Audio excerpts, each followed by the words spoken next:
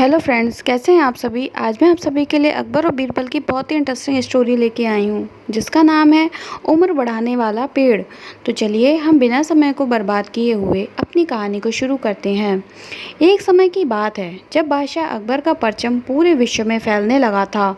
उसी दौरान तुर्किस्तान के बादशाह को अकबर की बुद्धिमत्ता की परीक्षा लेने की सूझी।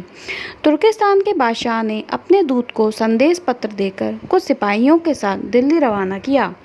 बादशाह ने पत्र में लिखा था, मुझे सुनने में आया है कि भारत में ऐसा पेड़ है जिसके पत्ते को खाकर इंसान की आयु बढ़ाने में मदद मिल सकती है। अगर यह बात सच है तो मेरे लिए उस पेड़ के कुछ पत्ते ज़रूर भेजें। जब अकबर के पास वो पत्र आया तो उन्होंने उसको पढ़ा और वह सोच में पड़ गए। इस चिंता से उबरने के लिए अकबर ने बीरबल का सहारा लिया। बीरबल की सलाह पर बादशाह अकबर ने तुर्किस्तान से आए सिपाहियों और दूत को कैद करने का आदेश दिया। सिपाही और दूत के कैद खाने में कई दिन बीत जाने के बाद अकबर और बीरबल एक दिन उनसे मिलने गए। अकबर और बीरबल को आते देख वो सोचने लगे कि उन्हें रिहाई मिल जाएगी, लेकिन ऐसा नहीं हुआ। बादशाह अकबर जब उनके पास पहुँचे तो उन्होंने दूत से कहा कि जब तक इस किले की एक दो ईंट गिर नहीं जाती तब तक आप लोगों को आज़ाद नहीं करेंगे।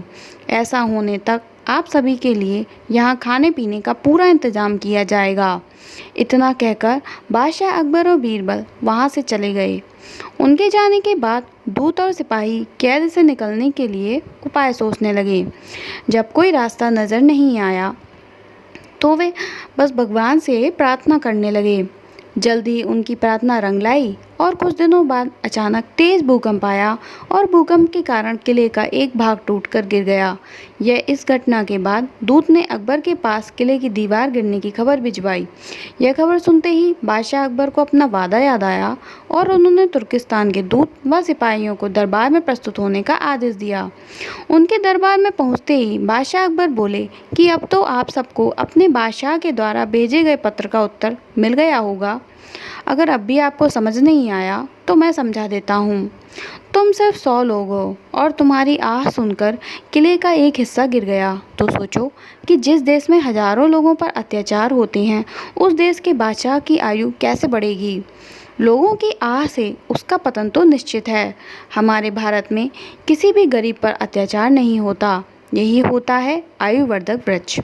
उसके लिए कुछ दिन बाद बादशाह ने सभी को उनके देश भेज दिया और रास्ते में होने वाले खर्चे के लिए कुछ पैसे भी दिए। दूत ने तुर्किस्तान पहुंचकर भारत में घटित सारी बात को विस्तार से बादशाह को बताया। अकबर और बीरबल की बुद्धिमत्ता देखकर तुर्किस्तान के बादशाह ने दरबार में उनकी बहुत प्रशंसा की। तो दोस्तों, हमारी ये कहानी यहीं ख़त्म होती है तथा इस कहानी से हमें ये सीख मिलती है कि सभी के साथ प्रेम से रहना चाहिए और कमज़ोर पर अत्याचार नहीं करना चाहिए। साथ ही वही देश तरक्की करता है जहाँ प्रजा सुखी रहती है। दोस्तों, आप लोगों को मेरी कहानी कैसी लगी प्लीज़ कमेंट बॉक्स में ज़रूर बताइएगा। पसंद आई हो तो इसे लाइक करें, ज़्यादा से ज़्यादा लोगों में शेयर करें और मेरे चैनल को ज़रूर सब्सक्राइब करें जिससे मेरी नई नई कहानियाँ जल्द से जल्द आप तक पहुँच सकें। आज के लिए इतना ही, तब तक के लिए धन्यवाद।